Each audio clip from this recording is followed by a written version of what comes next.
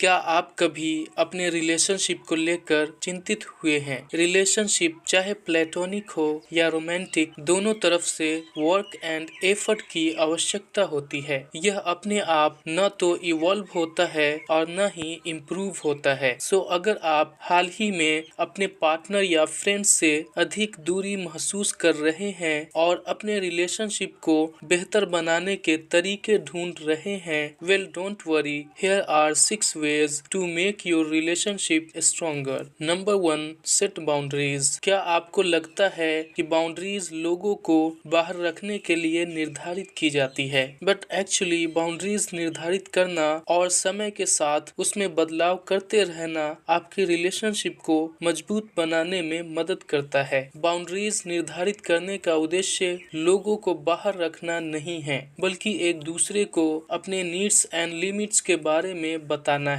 इस तरह से आप एक दूसरे के बारे में शेयरिंग एंड लर्निंग से मोर कंफर्टेबल हो सकते हैं। साथ ही एक दूसरे के वैल्यूज, टाइम एंड स्पेस का भी ध्यान रख सकते हैं। आपने जो बाउंड्रीज सेट किया है, हो सकता है कि उसमें बदलाव की जरूरत पड़े, क्योंकि जैसे जैसे आपका रिलेशनशिप विकसित और गहरा होता जाता है, वैसे वैसे आपकी जरूरतें भी बदल सकती है। Number 2, mind and space. क्या आपको लगता है कि अपने रिलेशनशिप को कायम रखने के लिए आपको हर समय एक दूसरे के साथ रहना होगा? कई बार यह धारणा रिलेशनशिप को खत्म होने का कारण बन सकती है। ऐसा इसीलिए होता है क्योंकि हर किसी को, यहाँ तक कि मोस्ट एक्सट्रोवर्टेड पर्सन को भी अपने लिए कुछ समय चाहिए होता है। अकेले समय बिताना पर्सनल ग्रोथ एंड इंडिपेंडेंस में मदद करता है। जब इंटीमेसी कोलैप्स करके फ्यूजन में बदल जाता है, तो यह क्लोजनेस की कमी नहीं, बल्कि बहुत अधिक क्लोजनेस है, जो डिजायर में बाधा डालती है। टुगेदरनेस की हमारी जरूरतें सेपरेटनेस की हमारी जरूरत के साथ साथ मौजूद होता है। इसीलिए separateness is a precondition for connection. Number 3, be vulnerable. Vulnerable होना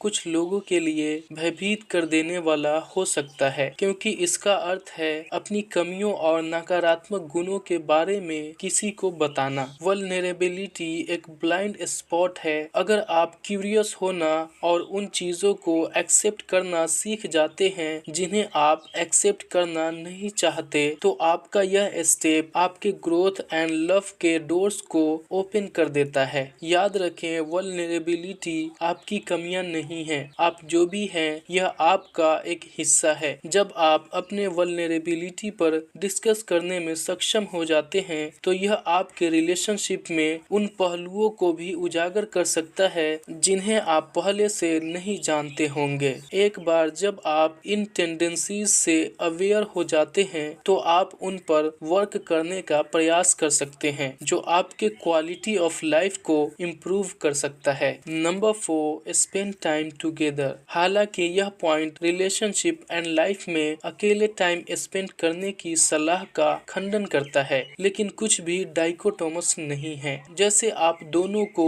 एक इंडिविजुअल के रूप में विकसित होने के लिए अलग अलग समय की आवश्यकता होती है, वैसे ही आपको भी एक साथ टाइम स्पेंड करना चाहिए, लेकिन इतना भी नहीं कि आप दोनों एक दूसरे के आसपास रहने से थक जाएं। आफ्टर ऑल, एक दूसरे को जानने और समझने के लिए एक साथ समय स्पेंड करना ही वह इंजन है जो आपके रिलेशनशिप को आगे बढ़ाता है। Number 5, take accountability. क्या चीजें गलत होने पर आप अपनी परिस्थिति या दूसरे लोगों को दोष देते हैं? किसी भी रिलेशनशिप में अभिमान और अहंकार के लिए कोई जगह नहीं होती है, क्योंकि ये तनाव पैदा करके आपके रिलेशनशिप में दरार क्रिएट कर सकता है। आर्ग्यूमेंट को अनसुलझा छोड़ना या एक दूसरे को हर्ट करने पर माफी मांगने से इनकार करना आपके रिलेशनशिप में समस्याएं उत्पन्न कर सकता है। दैट्स व्हाई यह सोचना महत्वपूर्ण है कि आपके एक्शंस दूसरे पर्सन को कैसे प्रभावित कर सकता है। इसीलिए आप जो गलतियां करते हैं, उसके लिए अपने पार्टनर को ब्लेम न करके अपने आप को जिम्मेदार ठहराना आपके रिलेशनशिप को बेहतर बना सकता है। And finally, number 6, appreciate each other. क्या आपने कभी अपने पार्टनर को ये बताया है कि वो आपके लिए कितने कितने महत्वपूर्ण हैं। जब कोई आपके साथ एज अ पार्टनर वॉक करना चाहता है तो इट्स ऑलवेज अ मिरेकल। इसीलिए उनके साथ के प्रति आभार व्यक्त करना काफी अच्छा होता है। इंसान होने के नाते हम आम तौर पर किसी रिलेशनशिप के नकारात्मक पहलुओं पर फोकस करते हैं। So it's easy to feel underappreciated specially in a romantic relationship. हालांकि ये काफी डिफिकल्ट हो सकता है। इस डिफिकल्टी को दूर करने के लिए एक दूसरे के साथ बिताए गए हैप्पी मोमेंट्स को याद कर सकते हैं या अपने पार्टनर को बता सकते हैं कि वो आपके लिए कितना मायने रखते हैं।